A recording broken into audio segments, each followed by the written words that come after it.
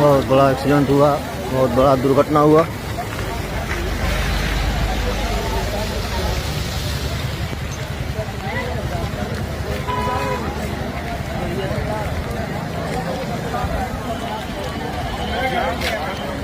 छावनी में तब्दील हो गया। 3 गाड़ी, तीनों आपस में ओवरटेक।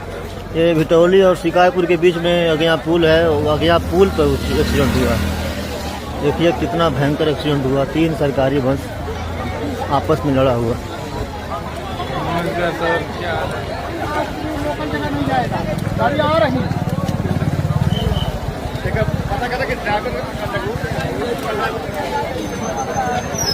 बहुत बड़ा एक्सीडेंट हुआ, बहुत बड़ा दुर्घटना हुआ।